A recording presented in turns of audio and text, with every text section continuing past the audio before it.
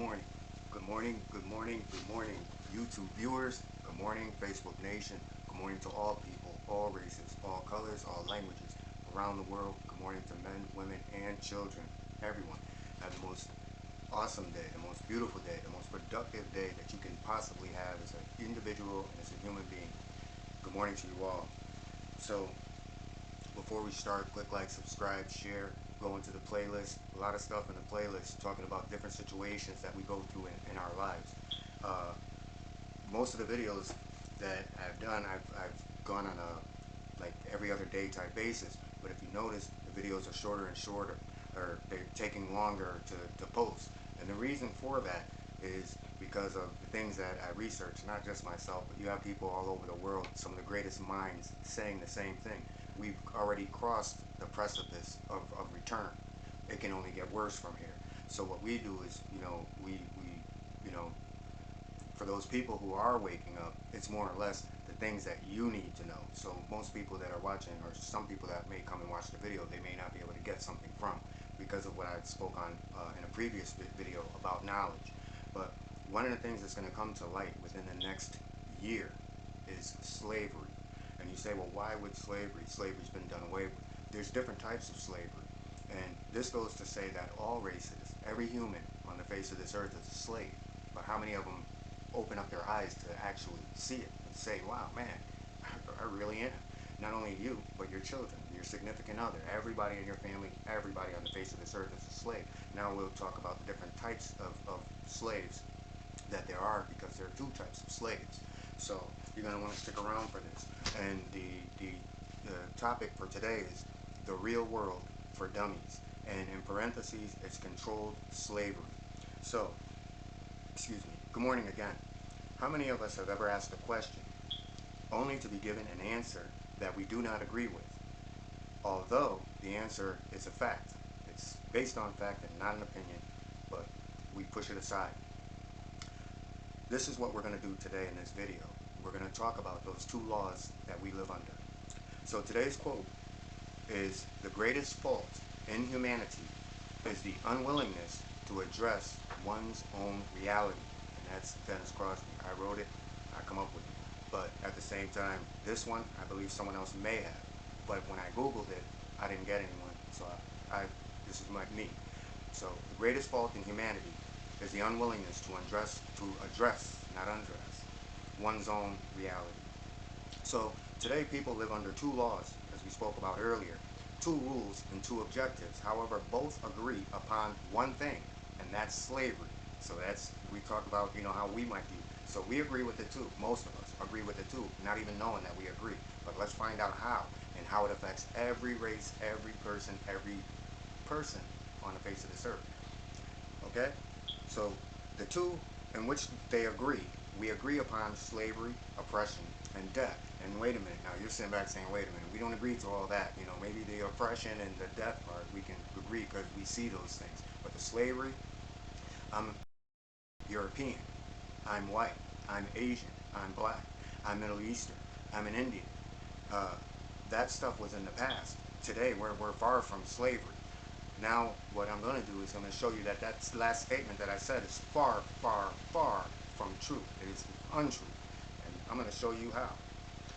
Okay? So in order to understand something, you have to understand what that word means. And this is something that I'm high on, because so much of what we do is based on words that we use. We don't even know what those words mean. Even though those words mean something different, we still use it in a different way, saying that this is my definition for it. So those are the two laws again.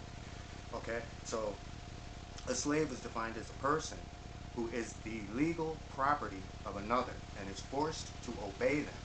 That's the definition of a slave. So let's find out how that applies to us today. The good news is that we all have a choice. You have a choice to be in slavery. It's called mental bondage. So we have a choice to come out of this mental bondage, this mental slavery that we're in. We're going to discuss, that even if we don't come out of this mental bondage, we still have an obligation to our children to bring them out of this mental bondage. Because remember, this is all a program that's running from the grandparents all the way down to the newborns. And we're going to discuss that lifespan in 1 second. So we know what a slave is. We know that, we can make choices. However, there are good and bad repercussions which accompany the choices in which we make. And we all know what those repercussions are. So today I'm going to use it as an example. Again, we're talking about that timeline and lifespan, the birth and lifespan of a newborn, to explain how this enslavement works and how privilege is only an excuse to justify privileges given to a certain group of slaves. The privileged are still slaves. So if white people, if you're hearing this and you are in denial, you're going to find out now why you still are. And we all are. So privilege is only given, it's almost like being on a plantation where you had the people in the field and you had the people working in the house, the ones that were all dressed up. The only difference nowadays is the people in power, that's them. They are still slaves and under this system. So many can deny the word all they want, but the fact still remains. So now let's talk about this child. We're going to go through the lifespan of a child, and we're going to talk about slavery. So every child is born. So we're talking about one specific child, but every child. So a child is born on day one of the child's birth. The child is born into debt. Most people will sit back and say, how does that work? Yes, your child is in debt. That debt will be explained at the end of this video. So the child is born into debt. On the second day of the child's birth, the child is given a number, property of the country of your birth. So legal rights to your life is already claimed on the second day of your birth. A slave? Sounds like it to me. So the first year of the child's birth, the child is given shots and vaccinations. What's key here, not because the child is impure. Children aren't given vaccinations because they are impure. It's us. We're the ones that's impure, and we spray impure stuff into the atmosphere. We don't care what we do to the earth. We poison everything. And, so we have to protect the children in that sense, to protect them from the things that we brought onto this earth. So that's the first year. So before the child reaches the age of 5 years old, most of us instill a religion or a belief system. At the age of 5, the child attends school, where the indoctrination to a socialistic belief system is installed. No matter what country, no matter what land, they're going to install it into your children. It's force. So you talk about force, that's force. Because you don't, excuse me, you don't have the right as a parent to say, hey, look, I saw this in my child's homework, and, this is talking about a part of history, and this is untrue. This is not true. So why are you teaching him something that he or she, something that is untrue? You can't do that. You don't have that right. That's how you take the kid out and homeschool, but then they put you in a bind because you still have to pay bills. So it's saying that, again, we're going to force this upon your child, all children, no matter what country you're in. Okay? So that's in the first, at the age of 5. So now, going through this indoctrination, at the age of 5, going into the school system, working the child's way up until they get to middle school, right before high school, the child has already learned death, hatred, racism, and sex, all before the age of 10 years old, even though many of us did not teach the children about this. So how are they learning? And why is your right to step in taken away? Again, force. So, and all children, all. So, okay, now the child reaches high school years, and these high school years are spent on choosing a political social party based upon the identity of the indoctrination. And what I'm saying by this, I'm going to use an example, and it's from a famous psychologist, and his name is Sigmund Freud, where Sigmund Freud said the most famous words he's known for is that when a man grows up and he looks for a mate, he's looking for his mother and a mate. And then whereas when a woman grows up, she's looking for her father and a mate. That's all in part of the indoctrination, not a literal term that he's saying. He's talking about the ideology of the parent, the one who's, educating the child as the child grows up. This is what you're looking for because this is what you're used to. So don't take it in a weird way. So what we get from this is the child is in the last year of high school. So let's go back to how they form and choose these social political parties. They choose them based upon what it is that they're hearing at home, what it is that they're influenced by, and what it is that their main objective, the mainline belief system is within a family, what their morals and what their values, what their principle system is on. So this is what they're looking for. Some may rebel, some may, go, but normally you go with what you're used to.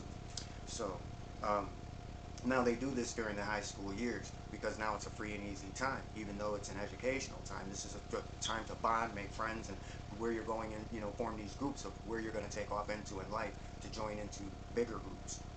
So Now, in the last year of high school, this is the point where higher education comes into play. So wait a minute, you mean to tell me 13 years of, the education system had 13 years of a child's life, and after 13 years, now you gotta pay to get an education so that you can get a good job? What were you doing during the 13 years? So, but that's a different topic.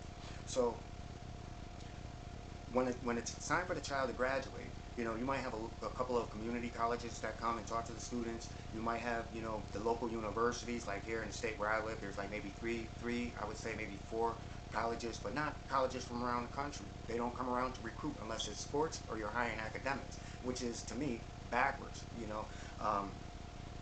because the one group that I did not mention that has complete access to every student, every child in the public education system is the military. And when the military comes, the military is offering what? A free education, a free college education. Come learn how to kill, and we'll provide you with an education when you're done so that you can get a good job, and we'll pay for that for free. And we'll pay for your medical for free. But if we need you to go out and kill, this is what you're going to have to do. So if the world is getting to be a better place, then why are we still teaching killing?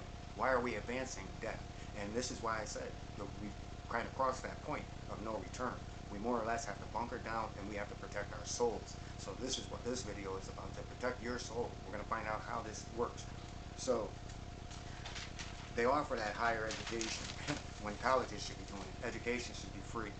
Now, as a child is no longer in school, now we can look at the child, we can say adult. The child's an adult, no longer in college. However, the child has to find employment to pay for their education. Not out of, so the child is no longer in school, has to find a job, not for the attainment of home, family, and happiness. The adult is now looking for a job to pay back the debt incurred through higher education, along with the interest that comes with it. So they spend most of their adult life paying off a loan. So now do you see that your child's born into debt? Oh, but let's get a little deeper. So by the adult now spending most of his adult life in debt, unhappy, stressed, and depressed, until the adult lifespan runs dry, passing debt on to the survivors. And we're seeing this happen all the time because, even though a person has insurance and, when it comes to burying someone, you got to wait anywhere between 4 to 6 months in order to get reimbursed for paying for a funeral, or that money should be available as soon as you hand over the death certificate.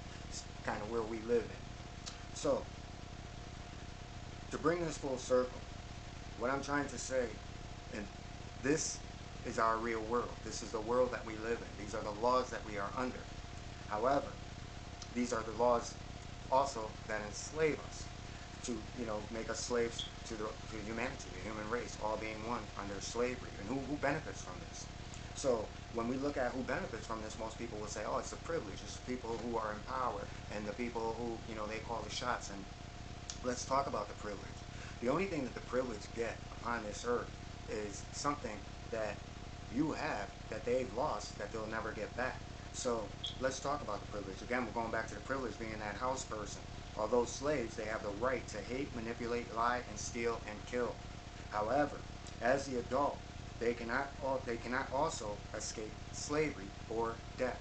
So where's the privilege in all that? So you're saying that, now you see how, I'm going to explain how this works. The way that the privilege, no matter what color, no matter what race, there's privilege in every race. When the privileged take advantage to the people who are unprivileged, they have done this at the cost of their soul. They can't feel. They can't emotionally attach. They can't, even though they pretend. Everything is, like I said, when you're looking at a lot of things you're seeing out here, a lot of this stuff is staged. We used to talk about it being staged on TV. No, a lot of families out here are staged. Behind closed doors, there's something completely than what they're showing out in public. So when these people spend so much time being privileged and doing wrong and doing bad things to individuals, they're doing this at the price of their soul. And for the ones who are privileged, who don't agree with taking advantage of the less fortunate, these people still, their soul is in bondage. They are still in mental slavery.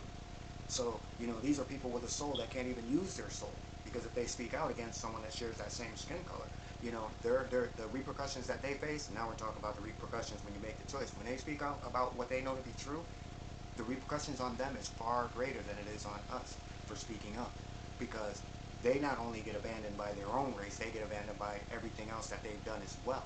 So they become that target, no matter what profession, no matter what color you are. So this is why people don't speak up within a race, even though they know that certain things go on, yet and still does not take away the fact that you are the legal property and you are being forced. Whether you're being forced to shut up or being forced to do something to others, still a slave. Because you have one right to change it, and we'll end with that right. So, the question we just asked, is this child born a slave? Number 2, does privilege excuse any child of this faith? And then number 3, did this person have an enjoyable lifespan?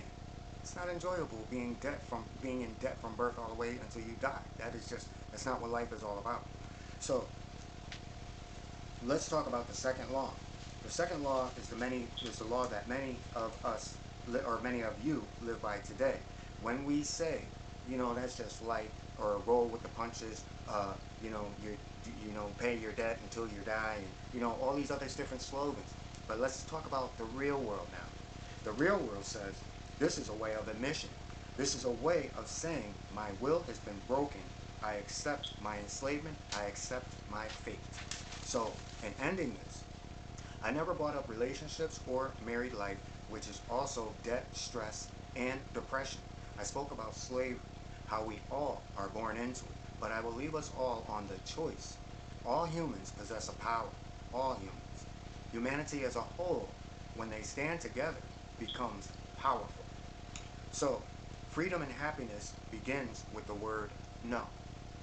Because we're taught that to chase after something that is an illusion, which is actually a delusion, because chasing after that carrot until you die, you don't get to enjoy your life. So, by saying no, you begin to enjoy your life, because now you're living your life for you, not being a part of a system that's taking you into a road to misery and death. So, the word no, by using the word no, you acknowledge the fact that humans are being enslaved from birth. Their lifespans have been designed for failure, and the brainwashing that brought this about. So by saying no, you're saying no, I realize what it is that you're doing. And you're lying, you're brainwashing, and everything else. Until we can say this to ourselves, nothing can ever change. So we're facing a pride factor. But the fact remains, in this real world that we live, you can say whatever you want to say, just like the privileged. They make up whatever they want to make. But when you're behind closed doors, and it's only you and yourself, you know that you're a slave. You know that you're being forced to do things that take away from the enjoyment and happiness of your life. A family should be raising a family. A family shouldn't be raised and running around trying to pay bills just so that they can have it, your children can have it better than the next. That defeats the purpose of having a family. So, if our government isn't allowing this, but they preach it year after year after year, they've been doing that for millions of years and have never done it. So, again, know where we are. So let's get back to this and end this. So, using the word no means that we are raising our children to be happy, to work within their means, and to continuously become the best that one can be, not relying upon others or relying upon what others think. And this is the world we live in today.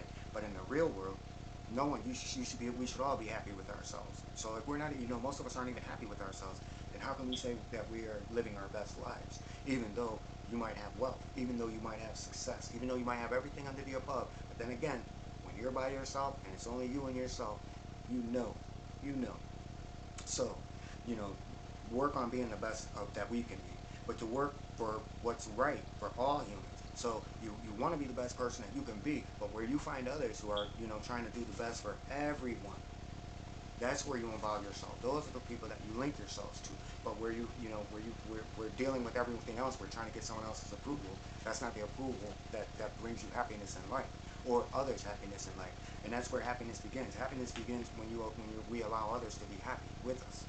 So this will allow us to work towards a better future, of what life was meant to be.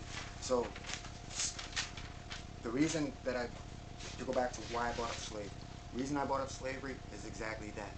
That we can all sit back and all act like privilege and everything else, one up and all this, but at the end of the day, we are all slaves, and we're all looked upon as slaves, whether it's from the people, the creator who created us, or from man who is, pushing us. So, again, it's a spiritual thing, good and evil, so which side are you on, and which will you bow down to? Continue to be, enslaved, mentally enslaved, as well as physically enslaved, or at what point do we say no? That, I'd rather live on, go and build a tent out in the middle of nowhere, and live off the land. many are not going to say that. So again, some people accept being a slave to this system. So it's up to us, the viewers, to separate ourselves, because we would rather live a happier life by not oppressing others, by not falling into a system that, is leading us down a path to literally nowhere and doing nothing good for anyone. But at the same time, we'll take the time to educate our children so that we can change our families. And maybe by changing one person at a time, we can, impact others and wake others up to what's really going on. Because change will not come until we all wake up together.